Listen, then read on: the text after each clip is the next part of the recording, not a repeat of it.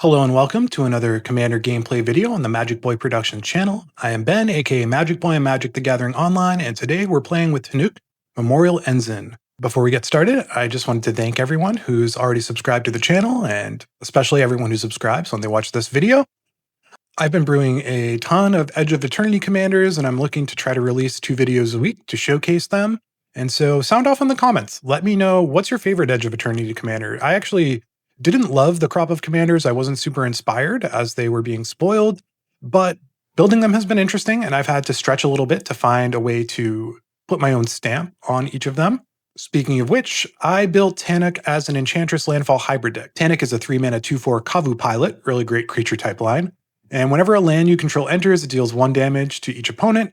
If it's the second time that happens in a turn, you also draw a card. I thought that there was some interesting synergy between Enchantress strategies and landfalls. You've got enchantments like Exploration that let you make additional land drops, and then Enchantress effects like Argothian Enchantress that draw you cards whenever you play enchantments. And so there's just a natural play pattern where you get to play out enchantments, draw cards, put more lands into play, and the more you can do that, the more you can snowball. This deck also does have some interesting combo potential. There's some silly stuff that can happen with Ashaya and with Springheart Nantuko. I didn't lean too hard into that. There's no Quirion Ranger, anything that's too easy to pull off. But it's a really fun deck. I had fun playing it. I did 3 games, and you're going to see 2 of them today. The one you're not going to see involved a bribery into Old Gnawbone and then an expropriate the next turn, and everyone scooped, so that wasn't great content. But the other 2 games were a lot of fun, and I hope you enjoy watching them. Let's go ahead and jump in.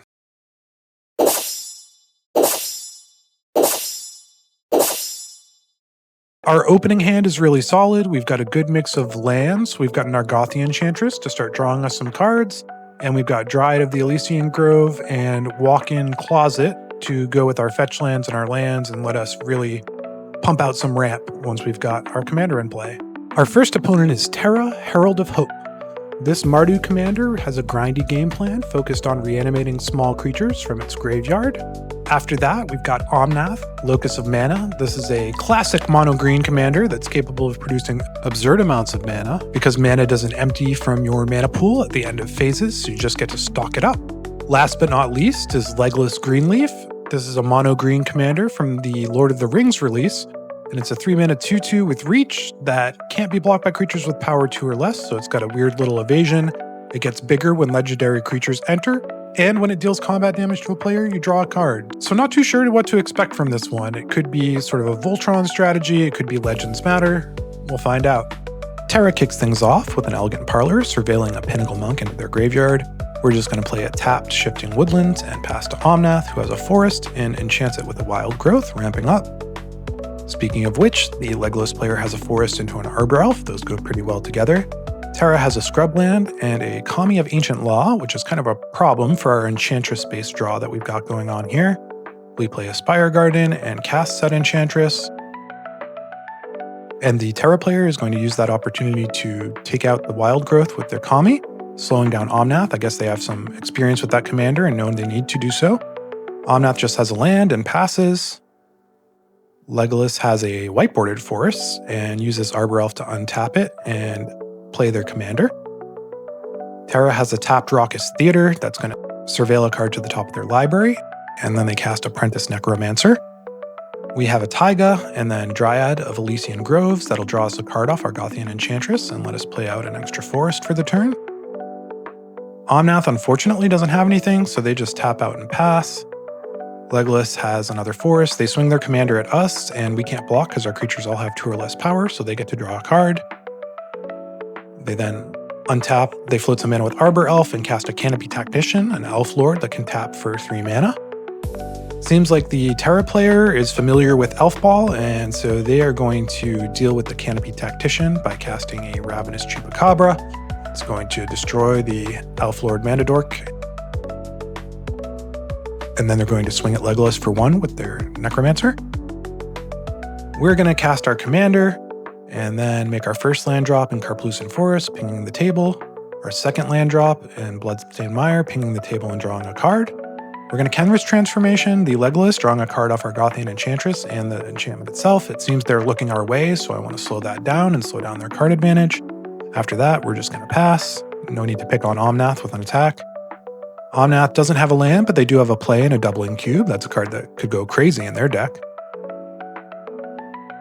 The Legless player has Eladamri, Corvectol, and then they're going to untap a forest so they can cast a Llanowar Loam Speaker.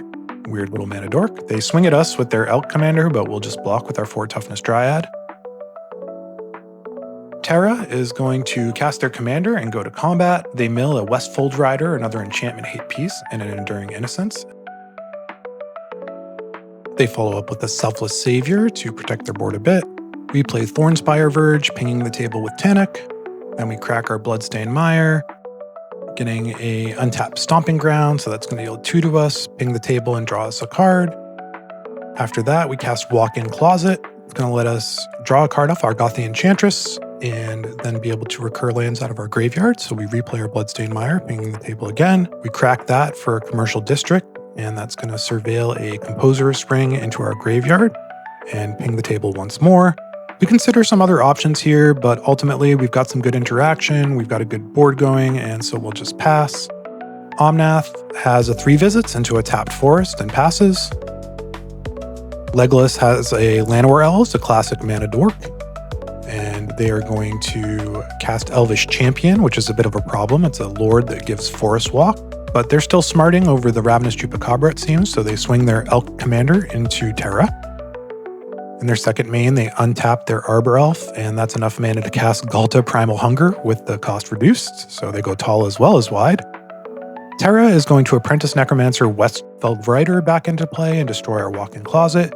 They go to combat and mill a Blood Crypt and Academy Rector, but we're not intent on letting them connect and recur another enchantment hate piece, so we're going to Chaos Warp Terra in attackers.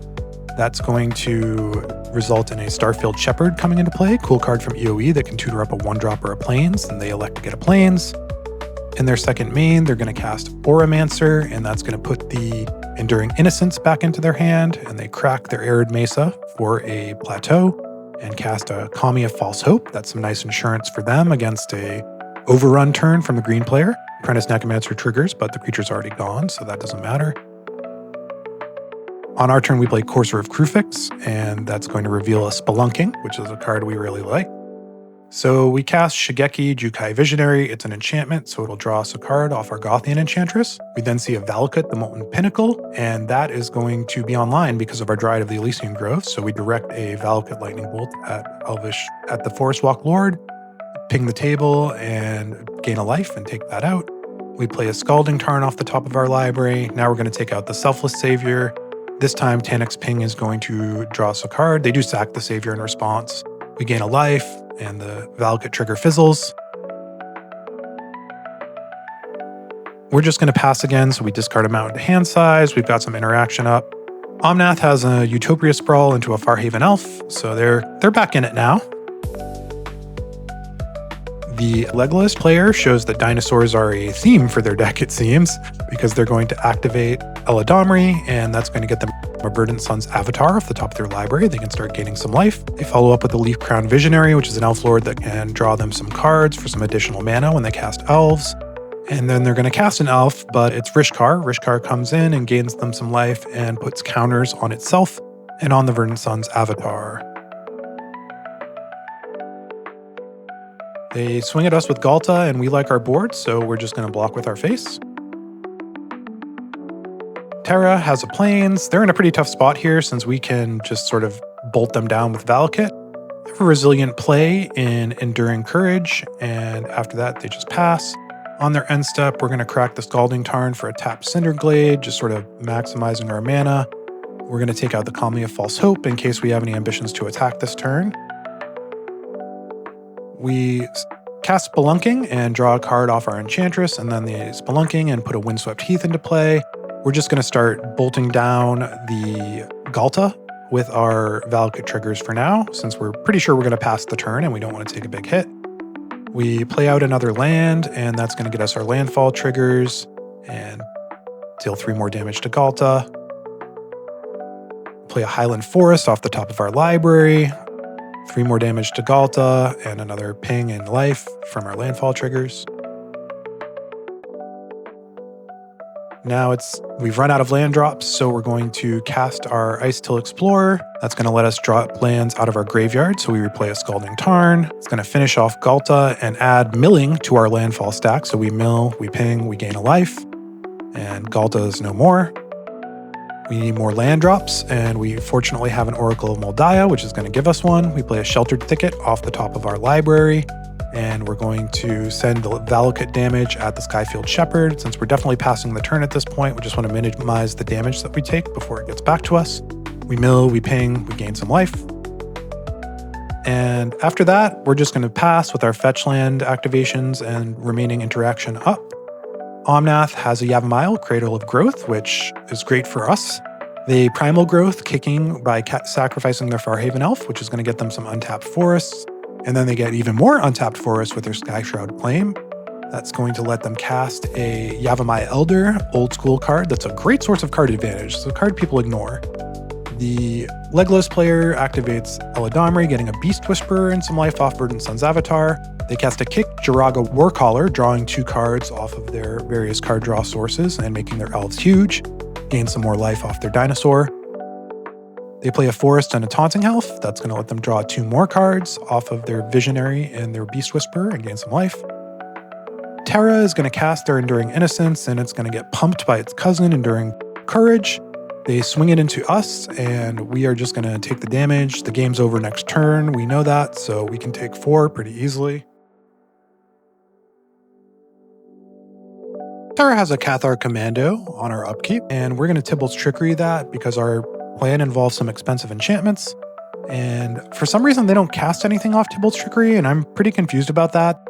They then cycle in Eagles of the North, and so I get a little bit lost in the sauce trying to figure it out and forget the plan and play a mountain out of our graveyard. And then I'm just going to get my landfall triggers and send 3 damage at the dome of the Legolas player. But by now I've remembered what I need to do. And so we're going to convoke out City on Fire. That's going to draw us a card off the Enchantress. We're going to cast our Fiery Emancipation and draw a card off of the Enchantress. And these damage triplers stack to increase our sources of damage 9-fold. So when we play a land, we're going to mill with Untitled Explorer, deal 9 to everyone, and deal 27 to Legolas with the Valakut trigger. And we play Rockfall Vale. This time we're going to send the Valakut trigger at the Terra player. And so we mill.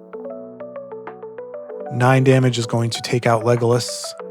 We gain a life. And then the Valakut 27 will take out the Terra player. And it's just 1 more land drop to finish the game. So we play out a Wooded Foothills and we win when our triggers resolve.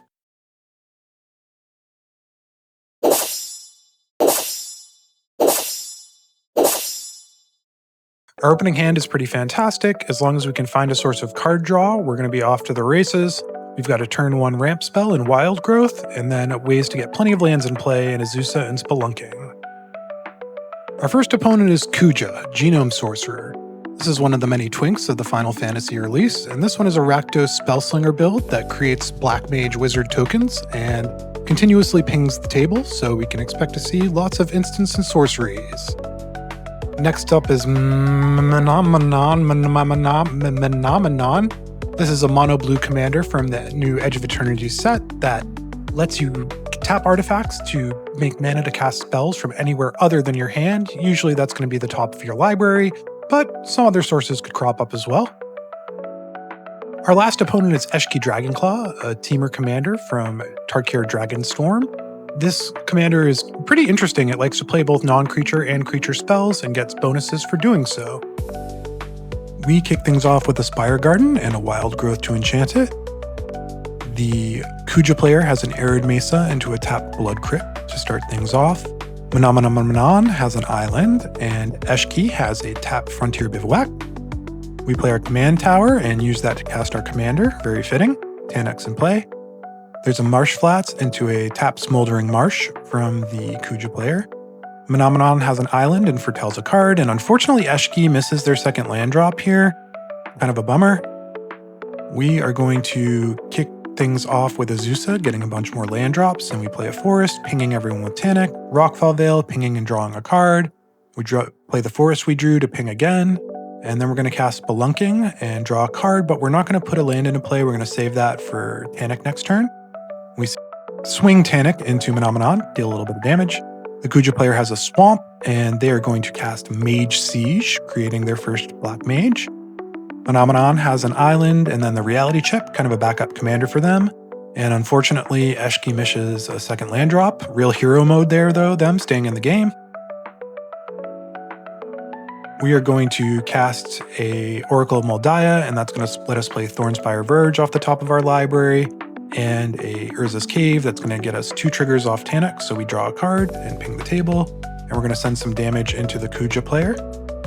Post main, we're going to play a Commercial District that's going to enter untapped because of Spelunking and surveil the chain reaction into our graveyard, and we get another ping. And we see a Spitfire Lagak that we really want to drop, so we stop here. We're going to just pass with Sheltered Thicket and Temple Trickery up. The Kuja player has their Lindblum and Burgi, a pretty scary combo card. Speaking of which, seems like they're missing a land drop, but the Phenomenon player has an Ethereum Sculptor. Those cost reducers are always scary. Here's where I am like, rooting for you, Eshki player, and yay, they draw an island, so that lets them cast their Talisman of Creativity, and hopefully they're back into the game a bit. On their end step, we're going to cycle Sheltered Thicket, drawing the Lagak, and revealing a card that goes really well with it. We're going to play the Spitfire Lagak, and then bestow the Springheart Nantuko onto it. We play Bloodstained Mire off the top of our library, getting a bunch of landfall triggers to ping, and also make a copy using Springheart Nantuko's trigger. We crack the Bloodstained Mire for a Taiga. That's going to get more pings and a card off Tannuk, and is also going to allow us to make another Lagak. We've got lots of landfall lizards. We're going to play a land off the top of our library, a Wooded Foothills. That's going to get even more pings. And this time we're going to not make more Lagaks. We want to kind of stop here, but we do get a bunch more damage out on the table and a couple of little insect tokens off the Springheart Nantuko. But we want to keep our interaction up at this point. We're definitely winning next. If we can keep our counterspell, we will. So we swing into the Eshki player just to even out life totals. Kuja plays their commander. Kuja comes in, and with their mana from Burgi, they cast Firebrand Archer. And on their end step, they are going to get a 0/1 tapped Black Mage from the Genome Sorcerer. Phenomenon doesn't have any land, but they do have a discounted Thought Vessel and a discounted Simulacrum Synthesizer, which is a pretty powerful card. Eshki has an Exotic Orchard into a 3 visits. That's going to grab them and untap Stomping Ground and let them cast a Temur Battle Crier to get some cost reduction into play. On their end step, we're going to crack our Wooded Foothills for an untapped Stomping Ground of our own. It's going to get us a bunch of pings off the Lagak, and we're going to make another Lagak off of the Springheart Nantuko. We draw a fetch land and play it, and this time, now it's just academic. We're just going to stack our damage triggers, create more Lagaks, sack fetch land, get mountain, play a mountain, stack our damage triggers, and as those resolve, we will win the game. Thank you so much for watching the video. I hope you had fun with the games. I sure did. I think we got to do a great job of showcasing Tannuk and what Tannuk can do, and that's just not even scratching the surface. We didn't even draw a Keen Sense or Snake Umbra to really start to go crazy. If you're enjoying the channel, please like, share, subscribe, and good luck and have fun in your future endeavors. Magic Boy out.